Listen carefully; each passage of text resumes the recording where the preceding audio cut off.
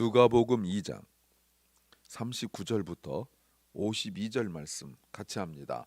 주의 율법을 조차 모든 일을 필하고 갈릴리로 돌아가 본 동네 나사렛에 이르니라. 아기가 자라며 강하여지고 지혜가 충족하며 하나님 은혜가 그 위에 있더라. 그 부모가 해마다 유월절을 당하면 예루살렘으로 가더니 예수께서 12살 될 때에 저희가 이 절기의 전례를 좇아 올라갔다가 그날들을 마치고 돌아갈 때에 아이 예수는 예루살렘 머물러셨더라. 그 부모는 이를 알지 못하고 동행 중에 있는 줄로 생각하고 하룻길을 간 후 친족들과 아는 자 중에서 잣되 만나지 못하며 찾으면서 예루살렘에 돌아갔더니 사흘 후에 성전에서 만난즉 그가 선생들 중에 앉으사 저에게 듣기도 하시며 묻기도 하시니 듣는 자가 다 그 지혜와 대답을 기히 여기더라. 그 부모가 보고 놀라며 그 모친은 가로되 아이야 어찌하여 우리에게 이렇게 하였느냐 보라 내 아버지와 내가 근심하여 너를 찾아노라. 예수께서 가라사대 어찌하여 나를 찾으셨나이까 내가 내 아버지 집에 있어야 될 줄을 알지 못하셨나이까 하시니 양친이 그 하신 말씀을 깨닫지 못하더라. 예수께서 한 가지로 내려가사 나사렛에 이르러 순종하여 받드시더라. 그 모친은 이 모든 말을 마음에 두니라. 예수는 그 지혜와 그 키가 자라가며 하나님과 사람에게 더 사랑스러워 가시더라. 아멘. 누가복음에 예수님의 그 어린 시절에 대하여 나와 있는 마지막 내용입니다. 그러니까 예수님께서 공생애를 하시기 전에 나타난 마지막 모습입니다. 이때부터 예수님은 자신의 정체성을 알고 드러내고 있습니다. 설교 제목은 인생은 자신을 아는 것에서 시작한다. 인생은 자신을 아는 것에서 시작한다. 제목입니다. Life begins with knowing oneself. 우리가 나이를 먹어가면서 인생을 사는 게 아니에요. 그거는 그저 살아가는 것입니다. 대부분 많은 경우에 청소년 시기가 되어지면 그때 자기 자신을 인식하고 알아가기 시작합니다. 그래서 자기 인생에 대하여 생각하기도 하고 또 자기 주변에 대해 생각하기도 하고 하는 때가 바로 청소년 시기예요. 근데 이때 자신이 누구인지에 대하여 정확하게 인식하지 못하면 그냥 그렇게 나이가 들어가는 겁니다. 그래서 몸은 어른이 되었는데 나이는 어른이 되었는데 이 의식 세계가 어린아이처럼 살아가는 사람들 많습니다. 그래서 어른이 되어서도 자기밖에 모르고 마치 어린 갓난 아이처럼 나이와 몸은 어른이 되었는데 생각과 그리고 모든 것은 어린아이인 사람들이 많아요. 자기중심적인 사고로 살아간 사람들이 많아요. 하물며 영적으로야 신앙적으로야 어떻게 하겠습니까?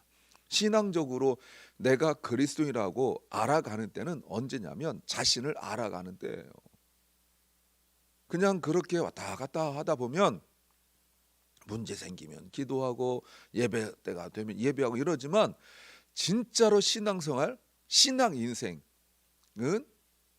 아직 하지 못한 거예요. 그래서 때로는 우리가 고난이 있기도 하고 하는 이유가 그때 고난 때문에 나와서 기도하지만 그때 자기 자신이 누군지 알아가기 때문에 그렇습니다. 어떤 걸까요? 첫째는 선택조차 내 의지가 아니다. Even the choice is not my will. 어린아이일 때는 선택이 자기 의지입니다. 먹고 싶은 것도 먹어야 되고 어린 때는 뭐 분위기도 모르고 저거 주워 하고 울기도 하고 뭐 그렇잖아요. 그런데 인생이 시작되면 성숙해져 나가면 선택조차 자기 마음대로 하지 않습니다. 자 보세요. 아기 예수님이 오늘 본문에 39절에 모든 것을 다 마치고 앞에 그 예배입니다. 다 마치고 갈릴리로 돌아가 본 동네 나사렛에 이르니라. 나사렛에 가시게 됐어요. 물론 마태복음 2장에 보면 헤롯이 예수님을 죽이게 하기 때문에 이때 잠시 이집트에서 산 적은 있어요. 하나님께서 보내셨죠. 그리고 다시 돌아온 곳이 어디냐면 갈릴리 나사렛이에요. 어떻게 생각하십니까? 물론 여기는 부모가 살던 곳이에요.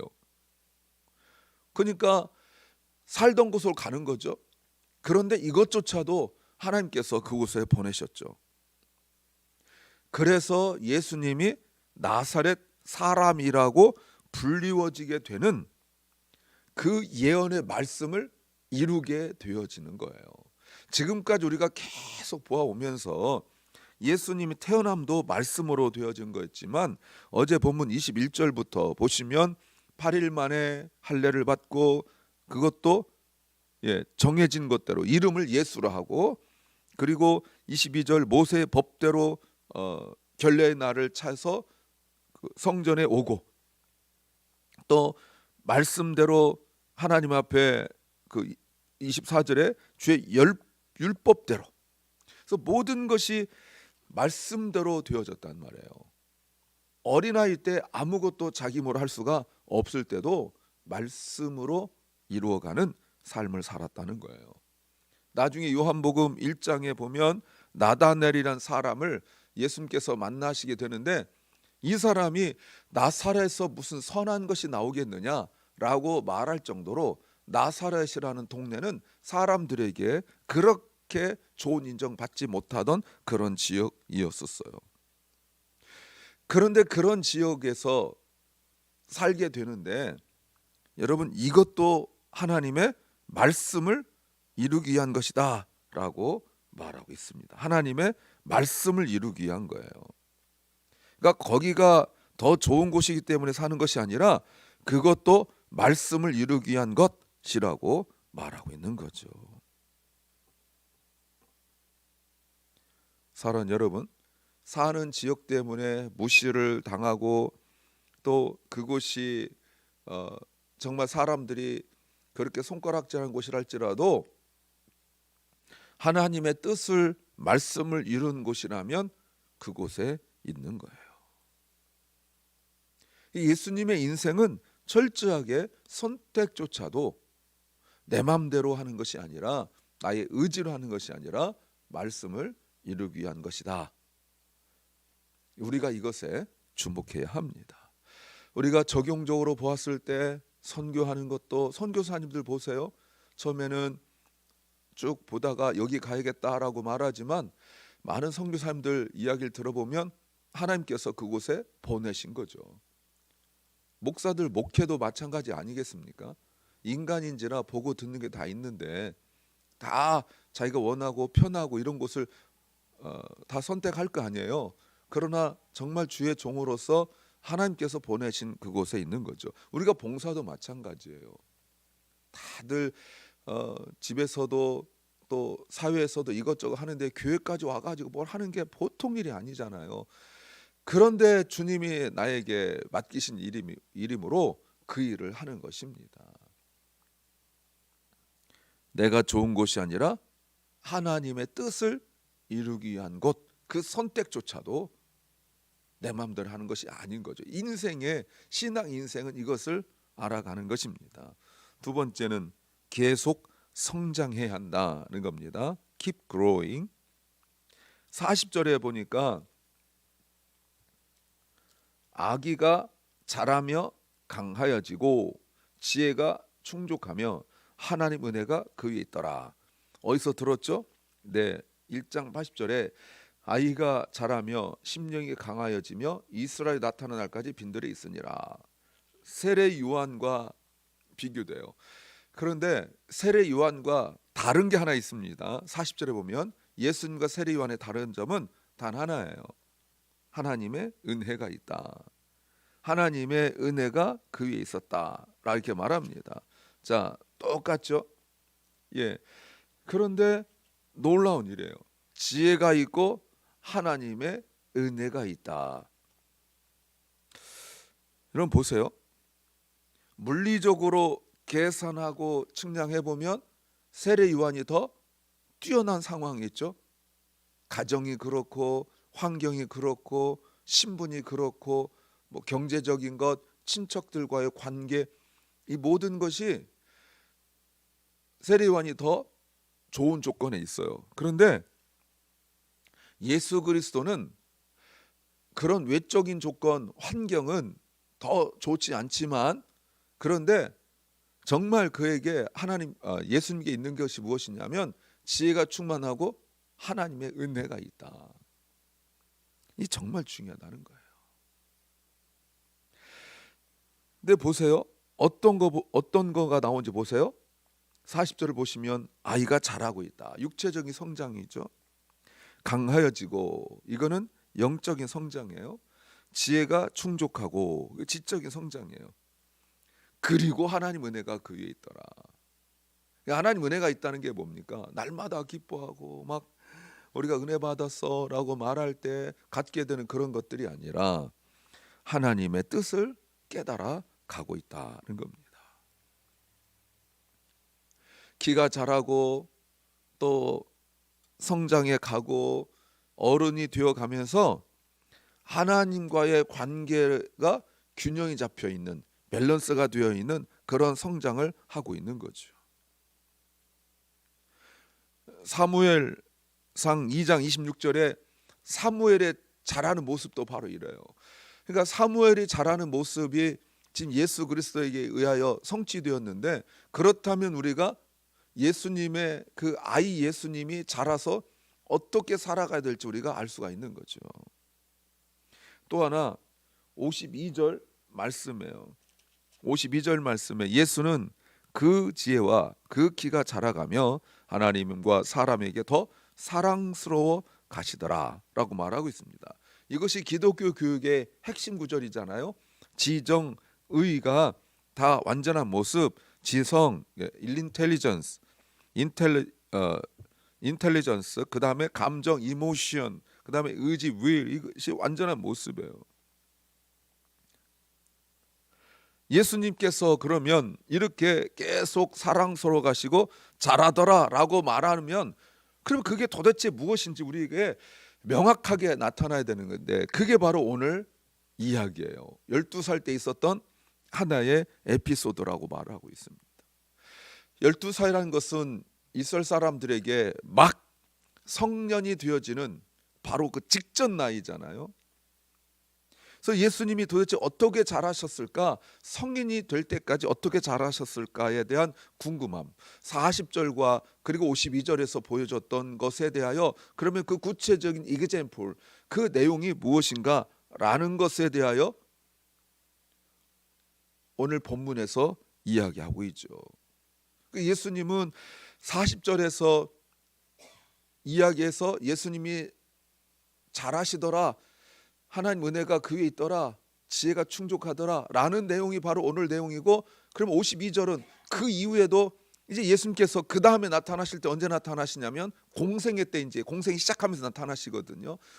그러면 예수님이 그때 나이에 우리가 이제 30세라고 알고 있으니까 그때까지 18년 동안 살아가면서 12살 때로 나타났고, 이제 앞으로 30세 공생이 시작하시니까, 그러면 나머지 그 기간 동안 성경에는 기록되지 않았지만 예수님이 어떻게 사셨는지 알 수가 있는 것이 바로 오늘 본문이에요.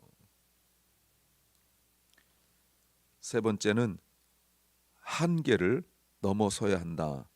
Go beyond my limits. 예수님이 어떻게 잘하셨는가에 있어서 중요한 역할을 하고 있는 분들이 바로 그 부모예요. 41절에 그 부모가 뭐 했는지 보십시오.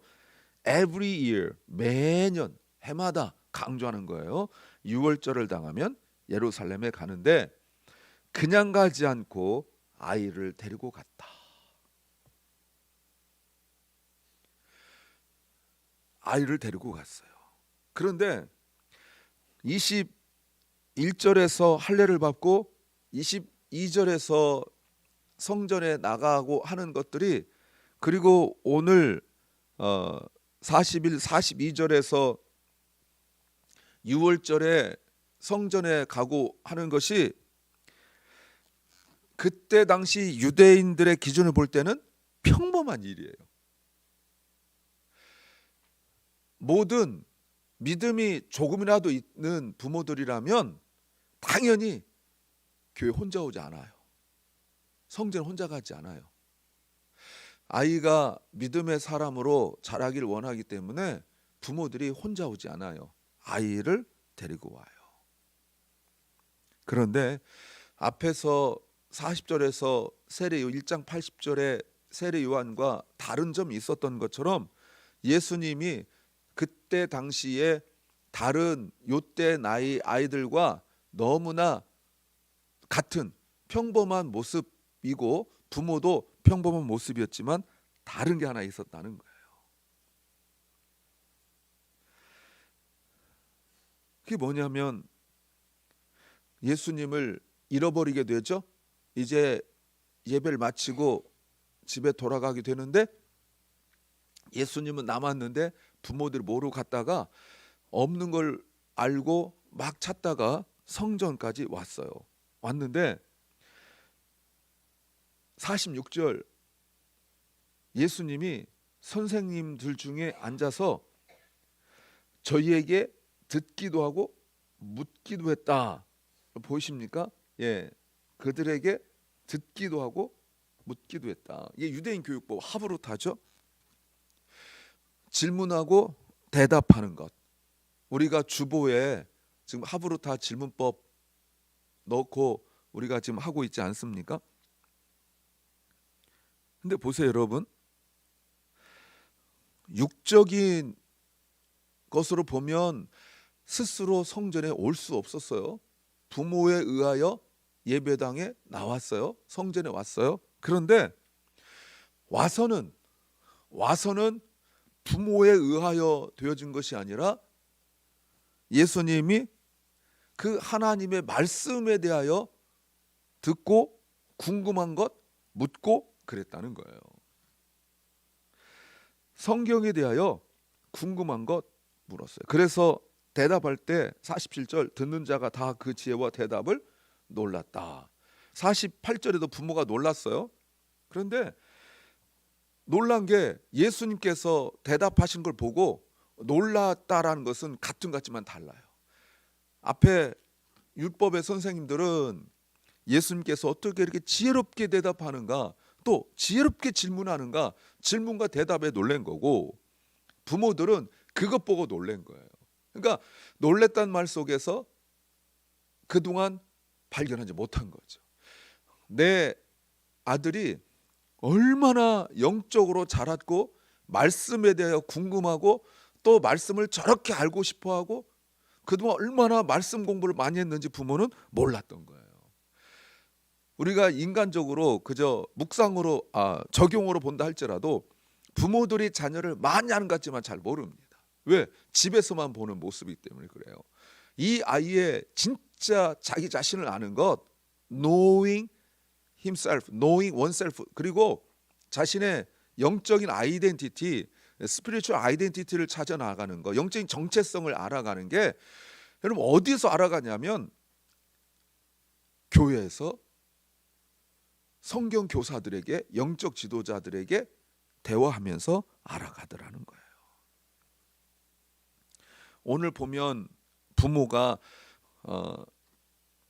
교회까지 성전까지는 데려오는 거 했지만 보면 모른다란 말이 계속 나오고 있죠. 예수님이 뒤에 남았는데 남은 걸 몰랐어요. 육체의 부모의 한계죠. 있으려니 잘하겠거니 잘 따라오겠지라고 생각해요. 착각입니다.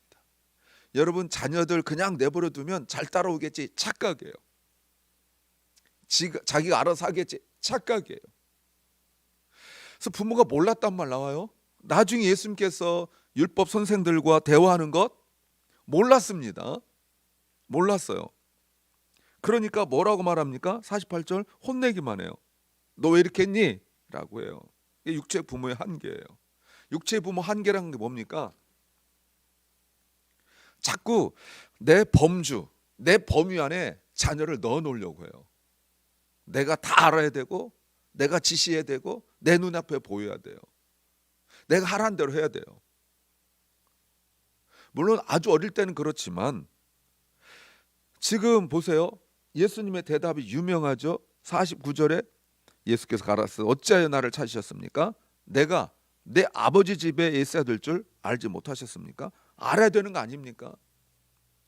자녀들이 말씀 안에서 이렇게 자라고 이렇게 성장하는데 육체의 부모들은 다 자기가 컨트롤하고 자기가 부모가 아이들을 다 통제하고 이러려고 하는 거예요. 아이가 자라질 못해요. 그렇게 해서 키워 놓으니까 나중에 그래요. 뭐 착해서 말 잘 들을 수 있고 착해서 성실해서 자기 일 할 수 있어요. 그러나 영적으로 자라지 못해요. 영적으로 자라지 못하고 신앙이 자라지 못하면 그 자녀들이 다 커서 뭐 직장도 다니고 뭐 이렇게 가정도 꾸리고 이렇게 하겠지만 설교 처음에 말씀드렸던 것처럼 영적으로는 아이가 되어가지고 스피리추얼 차일드, 영적으로 아이가 되어가지고 영적으로 아무것도 못해요. 그 어려운 일 생기게 되어지면 하나님을 의지하지도 못하고 그 문제 속에 갇혀서 평안도 없고 기쁨도 없죠. 그러니까 찬양이 안 나오는 거예요. 어떤 일 생기면 주님 앞에 가져 나와 기도하지 못하는 거예요. 사랑하는 여러분, 우리가 우리 자신을 주님 안에서 발견해야 됩니다. We must find ourselves in Jesus Christ. 그래야 진짜 영적으로 신앙적으로 어른이 되는 겁니다. 믿음 안에서 신앙 안에서 자라기를 소망합니다. 기도합니다. 주님, 신앙적으로 영적으로 자라서 우리가 하나님의 뜻대로 살아가게 하옵소서. 사랑 결혼한 우리 사랑하는 자녀들이 이미 장성한 자녀들도 있고 또 어린 자녀들도 있지만 주님 안에서 말씀 배우고 세상에서 직장에서가 아니라 주님 안에서 교회에서 말씀 배우며 자신의 정체성을 찾고 그 정체성으로 세상에서 살아갈 수 있도록 은혜 베풀어 주옵소서. 사랑하는 박원식 집사님, 주님께서 치유하여 주시고 회복시켜 주시옵소서. 주님, 그래서 함께 예배하게 하옵소서. 함께 주님 섬기게 하옵소서. 그 가족들이 더 주님을 깊이 만날 수 있도록 역사하여 주옵소서. 병중에 연약한 성도들, 몸과 마음이 아파 주님 앞에 치유를 소망하는 성도들에게 주님께서 치유의 은혜를 베풀어 주옵소서. 오늘 하루를 우리에게 주신 주님 감사합니다. LA가 화재 때문에 힘들었는데 이제 비가 내려서 지금 홍수 때문에 걱정하고 뉴스에 계속 이 부분이 나오고 있습니다. 아버지 지켜주시옵소서. 오늘도 감사하며 찬양하며 어려운 이웃들 돌아보는 하루 되게 하옵소서. 예수님 이름으로 기도하옵나이다. 아멘. 하늘에 계신 우리 아버지여, 이름이 거룩히 여김을 받으시오며 나라 임하옵시며 뜻이 하늘에서 이룬 것 같이 땅에서도 이루어지이다. 오늘날 우리에게 일용할 양식을 주옵시고 우리가 우리에게 죄 지은 자를 사하여 준 것 같이 우리 죄를 사하여 주옵시고 우리를 시험에 들게 하지 마옵시고 다만 악에서 구하옵소서. 대개 나라와 권세와 영광이 아버지께 영원히 싸움나이다. 아멘.